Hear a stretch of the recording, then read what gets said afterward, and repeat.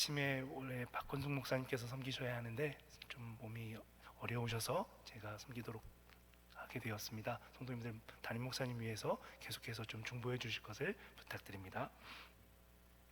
여러분, 성도님, 계속해서 우리가 부목사님들과 함께 갈라디아서를 묵상하고 있습니다. 오늘은 갈라디아서 4장 말씀을 근거하여서 너희의 복이 지금 어디 있느냐라는 제목으로 하나님의 말씀 나누고 기도의 제목을 함께 찾기를 원합니다. 여러분, 오늘 본문 4장에서 이 사도 바울은 유대주의자들의 미혹에 넘어진 이 갈라디아 성도들에게, 사도가 그들에게 처음 복음을 전했던 그때를 상기시킵니다. 12절입니다. 형제들아, 내가 너희와 같이 되었은즉 너희도 나와 같이 되기를 구하노라. 너희가 내게 해롭게 하지 아니하였느니라. 여러분, 사도 바울의 서신서들에서 이 바울의 사도적 권위, 복음에 대한 사도의 마음을 압축적이고 그리고 대담하게 드러내는 말씀이 있습니다. 나를 본받으라입니다. 사도는 온갖 우상 숭배로 뒤범벅이 되었던 고린도 교회를 향하여서도 고린도전서 11장 1절에 보면 내가 그리스도를 본받는 자가 된 것 같이 너희는 나를 본받는 자가 되라 말씀했고요. 빌립보 교회를 향하여서도 3장 17절에 동일하게 말했습니다. 또 사도행전 26장 32절에 보면 아그리빠 왕 앞에서 결박된 채로 복음을 전하면서도 이렇게 말합니다. 여러분 모두가 이렇게 결박된 것 외에는 나와 같이 되기를 원합니다. 사도는 이와 같이 그리스도를 내가 본받는 것과 같이 너희는 나를 본받으라 라고 때때마다 담대히 선포했습니다. 바울은 오늘 갈라디아 성도들을 향하여서도 동일하게 형제들아, 내가 너희와 같이 되었은즉 너희도 나와 같이 되기를 구하노라 라고 말씀하고 있습니다. 여러분, 이 사실이 너무너무 중요합니다. 왜냐하면 사도가 처음부터 그들에게 전한 복음은 구원받으려면 할례도 받아야 돼, 율법도 지켜야 돼 라고 하는 이런 율법주의가 끼어들 정도의 그런 가벼운 복음을 전한 게 아니었기 때문입니다. 어떤 복음을 전했습니까?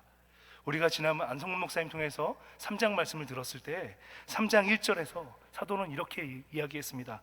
어리석도다 갈라디아 사람들아, 그리스도께서 십자가에 못 박히신 것이 밝히 보이거늘. 사도는 율법의 그 모든 저주, 율법에 요구하는 모든 것을 그리스도께서 십자가에서 다 속량하신 것에 집중하여서 십자가를 중심으로 복음을 전했던 것이죠. 사도 바울은 처음 다메섹에서 예수님을 만나고 계시를 받을 때부터 복음은 핍박을 피해갈 수 없다라는 사실, 복음은 고난과 핍박과 함께 전달되어지는 것이다 라는 것을 명확히 들었습니다. 예수님은 사도 바울에게 처음 그를 부를 때 안수하기를 꺼려하는 아나니아에게 이 사도행전 9장 15절 16절에 보면 이렇게 말씀합니다. 이 사람은 내 이름을 이방인과 임금들과 이스라엘 자손들에게 전하기 위하여 택한 나의 그릇이라. 그가 내 이름을 위하여 얼마나 고난을 받아야 할 것을 내가 그에게 보이리라. 또 사도행전 여러분 13장 15장을 보면 사도 바울이 1차 전도 여행 때에 이 갈라디아 성도들에게 복음을 전하는 이야기들이 나타나고 있습니다. 비시디아, 안디옥, 이고니온, 또 루스드라, 더베 성에서 사도 바울은 복음을 전했는데요. 안식일에 회당에 찾아가서 복음을 선포하는 사도의 강론에 갈라디아 지역의 이방인들의 반응은 폭발적이었습니다. 여러분, 사도행전 13장 44절을 보시면 어느 안식일 날 비시디아, 안디옥 거의 모든 시민들이 다 회당에 나왔다라고 보도되고 있습니다. 또 그 다음 안식일 때에는 사도 바울이 이 루스드라 성에서 날 때부터 걷지 못한 자를 고치는 이적을 보입니다.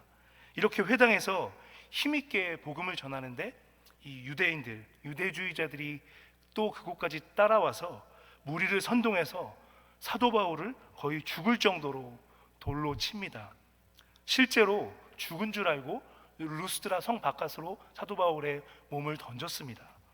그때 그 시신과 같이 사도 바울의 곁을 지켰던 사람들이 있습니다. 사도행전 14장 19절로 22절입니다. 유대인들이 안디옥과 이고니온에서 와서 무리를 충동하니 그들이 돌로 바울을 쳐서 죽은 줄로 알고 시외로 끌어내치니라. 제자들이 둘러섰을 때 바울이 일어나 그 성에 들어갔다가 이튿날 바나바와 함께 더베로 가서 복음을 그 성에서 전하여 많은 사람을 제자로 삼고 루스드라와 이고니온과 안디옥으로 돌아가서 제자들의 마음을 굳게 하여 이 믿음에 머물러 있으라 권하고, 또 우리가 하나님의 나라에 들어가려면 많은 환난을 겪어야 할 것이라 하고. 아멘. 성도 여러분, 갈라디아 성도들은 이렇듯 고난과 핍박을 비껴갈 수 없는 복음, 그 십자가의 영광을 담고 있는 복음을 처음부터 사도 바울을 통해 들었습니다. 그랬던 이 갈라디아의 성도들, 갈라디아의 제자들이 할례도 행해야 하고 율법도 지켜야 한다라는 이 유대주의자들의 미혹에 넘어간 상황을 맞이한 것이죠. 또한 오늘 15절 말씀을 보면 단순히 말씀의 미혹에만 넘어간 것이 아니라 사도에 대한 태도까지 바뀌었습니다. 사도를 원수처럼 대하듯이 그 태도가 바뀐 겁니다. 여러분, 이런 상황 속에서 처음 복음을 전했었던 그 현장을 기억시키시고, 또 너희가 전달받은 복음은 그런 게 아니야 라고 사도는 이야기하고 있는 것이죠. 그러면서 오늘 우리가 읽었던 12절 끝부분에 보면 이렇게 얘기하고 있습니다. 너희가 내게 해롭게 하지 아니하였느니라. 여러분, 이어지는 13절로 15절 말씀을 한번 보십시오.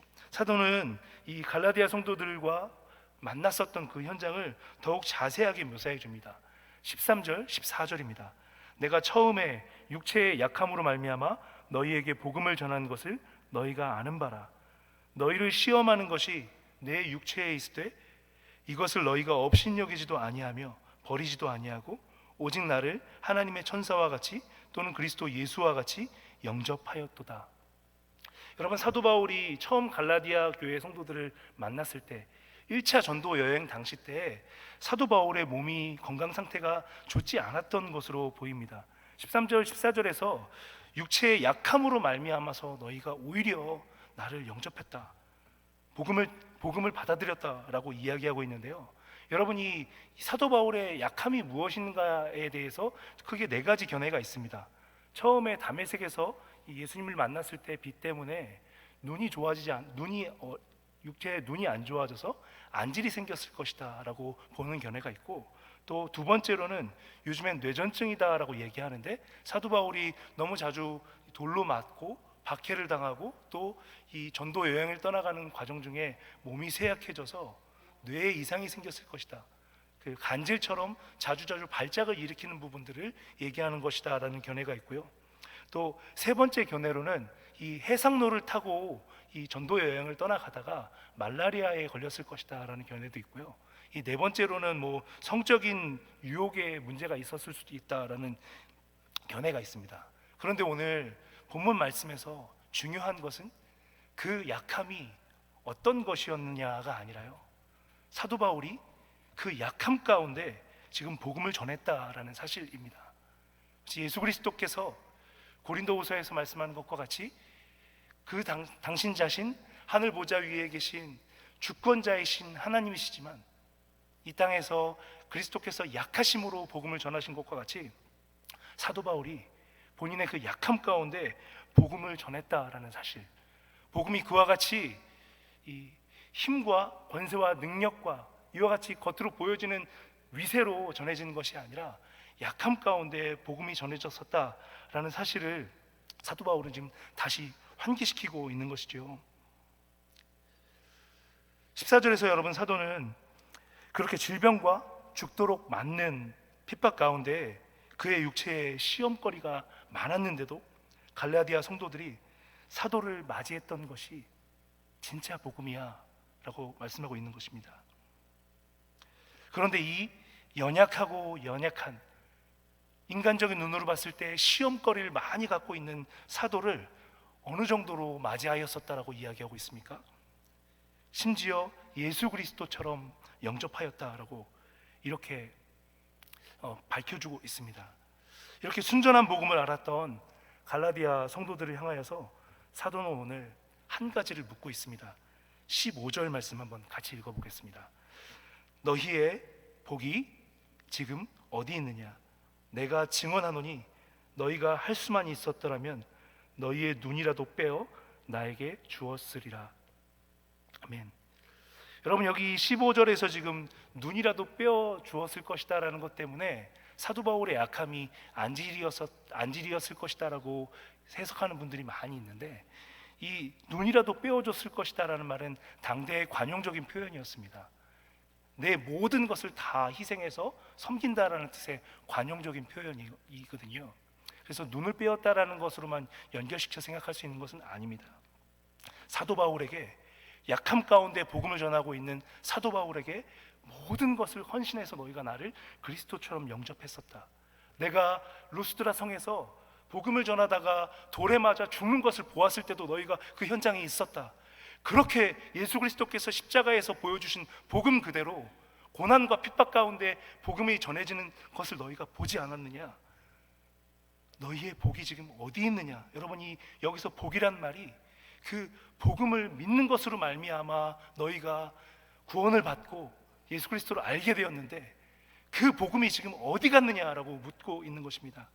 여러분, 여기서 이 복이라는 단어가 마카리스모스라는 말인데 로마서 4장 6절, 4장 9절에서도 동일한 뜻으로 나타나고 있습니다. 복이라고도 해석할 수 있고 행복이라고도 해석할 수 있는데, 신약 성경 안에서는 다 예수 그리스도를 믿는 것으로 말미암아 주어지는 복을 이야기하고 있죠. 여러분, 이 복이라는 단어가 또 마태복음 5장의 산상수훈에서 심령이 가난한 자는 복이 있나니 애통하는 자는 복이 있나니, 이 팔복의 말씀에서의 복이 있나니라는 말도 이 마카리모스라는 말, 이 단어입니다. 같은 말이에요. 성도 여러분, 이 산상수훈의 마지막 복이 무엇이죠? 의를 위하여 박해를 받는 자는 복이 있나니 하나님의 나라가 그들의 것입니다. 마태복음 5장 10절로 12절 말씀입니다.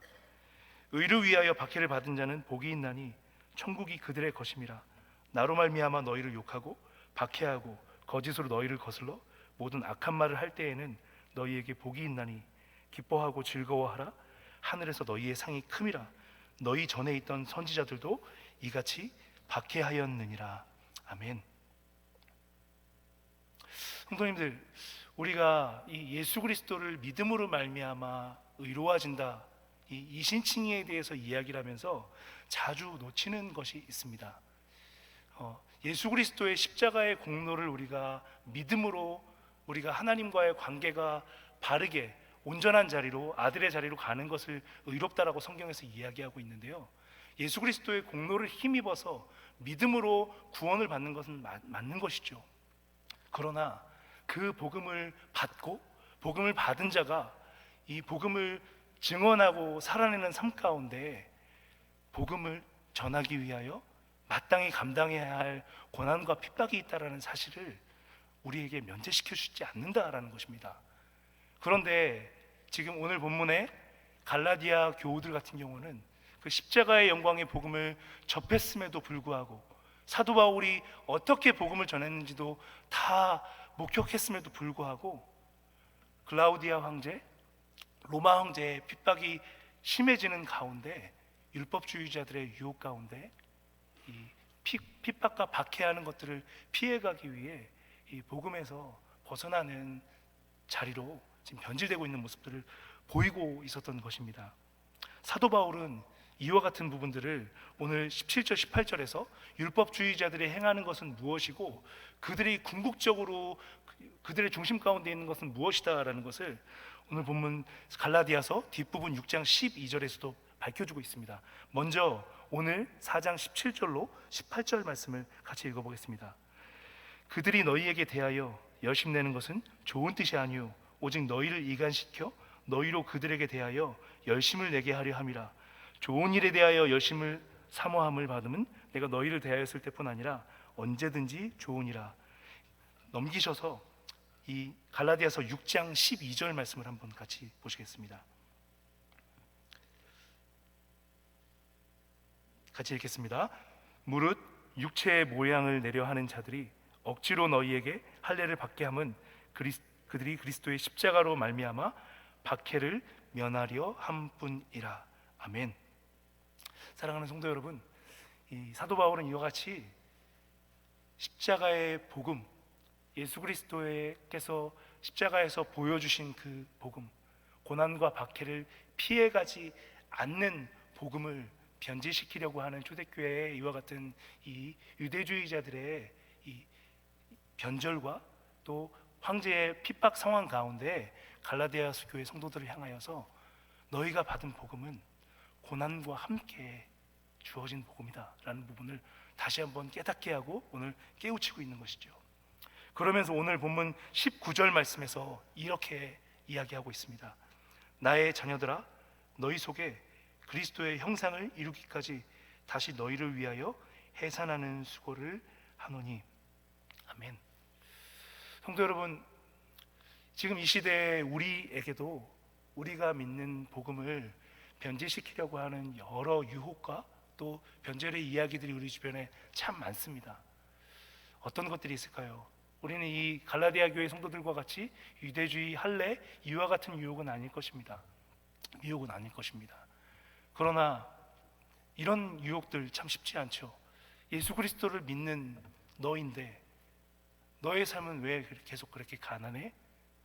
예수 그리스도를 믿는데 너의 육체의 질병은 왜 계속 있어? 예수 믿으면 잘 돼야지 왜 계속 어려워?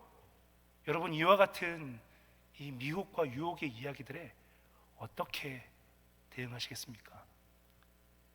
우리 삶 가운데 여전히 어려움이 있고 고난이 있고 핍박이 있고 환난이 있어도 환난 가운데에서도 예수 그리스도께서 십자가에서 대가를 치르신 그 복음을 기억하면서 견디면서 주님 다시 오실 그때를 바라보고 소망하면서 우리 중심 가운데 있는 기쁨을 잃지 않는 것, 그것이 오늘 우리가 복음을 지켜내며 또한 살아내는 삶의 태도 아니겠습니까?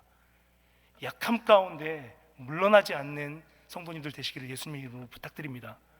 내 삶 가운데 있는 여전한 문제와 어려움들 가운데 물러서지 않고 그리스도를 생각하면서 약함 가운데 온전해지는 복음을 기억하시면서 오늘 이 한날도 복음에 참여하는 모든 성도님들 되시기를 예수님의 이름으로 축복합니다. 기도하시겠습니다. 거룩하신 아버지 하나님, 은혜에 감사드립니다. 너희의 복이 어디 있느냐? 너희의 복이 어디 있느냐? 믿고 들음으로